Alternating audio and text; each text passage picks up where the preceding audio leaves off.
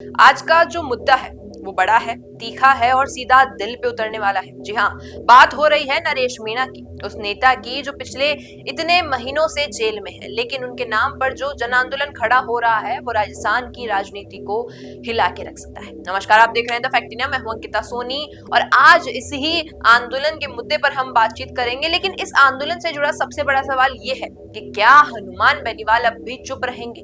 अगर उन्होंने अब नरेश मीणा का साथ नहीं दिया तो क्या जनता उन्हें एक्सपोज कर देगी?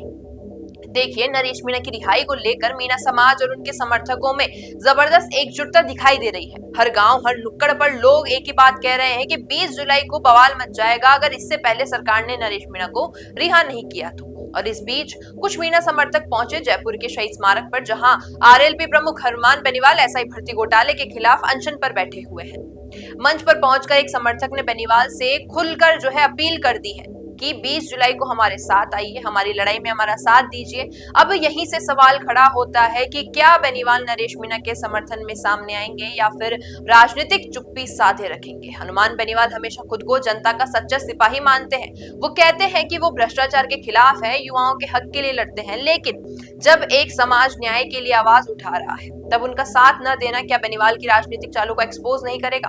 अब सोचिए, अगर आरएलपी जैसी पार्टी जो खुद को तीसरा मोर्चा कहती है वो भी एक ऐसे समय पर खामोश रह जाए तो जनता के पास सवाल पूछने का हक तो बनता ही है। क्या ये वो ही बेनीवाल है जो हर मुद्दे पर सबसे पहले ट्वीट करते हैं? क्यों वो भी अब मुद्दों को साइलेंट मोड पर डाल देंगे? राजनीति में खामोशी भी कभी कभी बहुत कुछ कह जाती है। दूसरी तरफ मीणा समाज और युवाओं में जबरदस्त उबाल है। लोकगीत कलाकार, छात्र संगठन, बेरोजगार युवा सब एक सुर में कह रहे हैं कि नरेश मीणा को रिहा करो।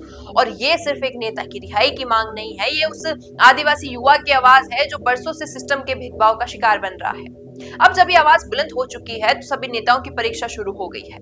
अगर बेनीवाल अब भी चुप रहे तो ये तय मानिए कि जनता इस बार माफ नहीं करेगी। जो नेता जनता के लिए खड़ा होता है वो कितनी भी रैलियां कर ले, कितने भी भाषण दे दे, लेकिन जमीन पर उसका असर खत्म हो जाता है।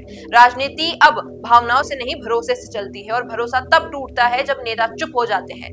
आखिर में एक बात साफ है कि 20 जुलाई को होने वाला आंदोलन सिर्फ नरेश मीणा की रिहाई का मुद्दा नहीं है, वो राजस्थान की राजनीति की जो असली है परीक्षा बन चुका है। जो नेता जनता के साथ होंगे वही आगे टिक पाएंगे, बाकी सिर्फ सोशल मीडिया पोस्ट में ही नजर आएंगे। तो दोस्तों, आप ही बताइए, क्या हनुमान बेनीवाल को 20 जुलाई को मीणा समाज के समर्थन में खुलकर सामने आना चाहिए? अब वक्त आ चुका है कि जनता नेताओं की खामोशी पर सवाल पूछे। अपनी राय नीचे कमेंट सेक्शन में जरूर बताइएगा। वीडियो पसंद आया हो तो इसे लाइक करना, शेयर करना और हमारे चैनल द फैक्ट इंडिया को सब्सक्राइब करना न भूलें। धन्यवाद।